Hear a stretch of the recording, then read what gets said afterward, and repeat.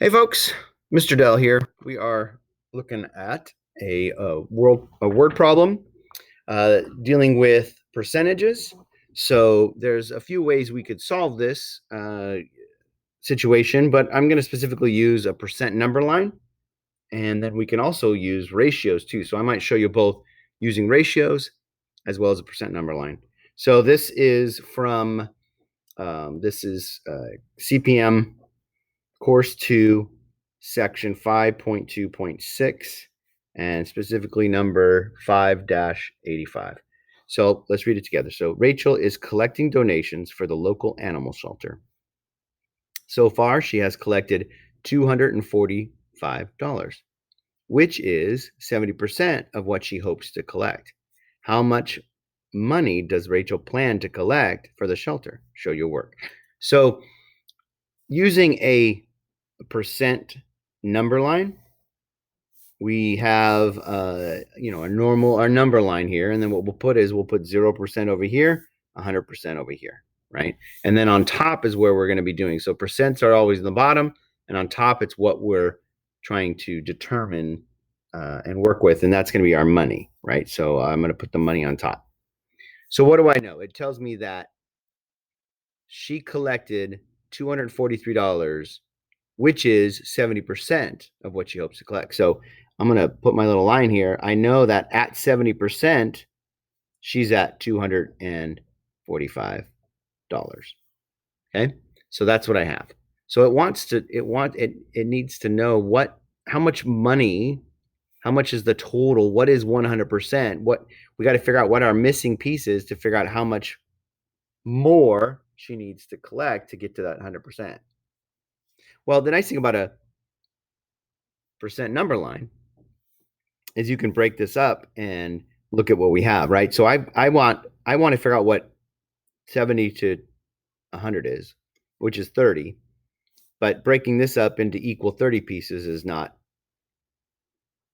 doesn't work for us. So what about breaking it into tens, right? So I can actually break this up into three chunks there, and then this one into 1, 2, 3, 4, 5, 6, 7 pieces there. So each of these represent 10%, 10%, 20%, 30%, 40%, 50%, 60%, and then 70%, right? So that's both broken down now into 10 chunks, knowing right here we're at 70%. So if I look, I've got 1, 2, 3, 4, 5, 6, 7, right? 7 equal sections. So the question is, does 245 divide by 7 evenly? So I'm going to take 245 and I'm going to divide by 7 and see what I get. So I could divide into there 3 times, multiply, subtract, bring down the 5, and sure enough, it does divide evenly, right? So I end up with 35. So every one of these now is a 35. Every 10% is 35. Oops, not percent, $35. So $35, then $70, then $105, and so on and so forth. So that being said, if I look at it going this way, I want to find out what is the total. That's what it's asking. So I just need to keep adding 35s. So 245 plus 35 is 280. 280 plus 35 is 315. And then 315 plus 35 is 350. Right? So that's my total is 350. Okay, so there's one way of finding it, and I can write my answer, and since it's asking how much money does Rachel plan to collect, I can say Rachel plans to collect $350 based on that number line. I did say I wanted to show you as well using proportions, using ratios. Well, we know that 70% is the same thing as 70 over 100, correct? And I am wanting to find out the equal ratio of 245 over some total amount. right? So 70% is 70 out of 100.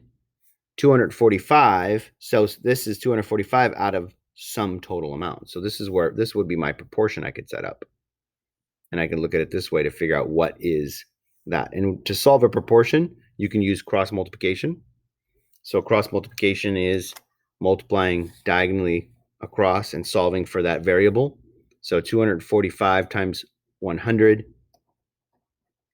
is 24,000. And then 70 times n is 70n. And then at that point, you just divide both sides by 70.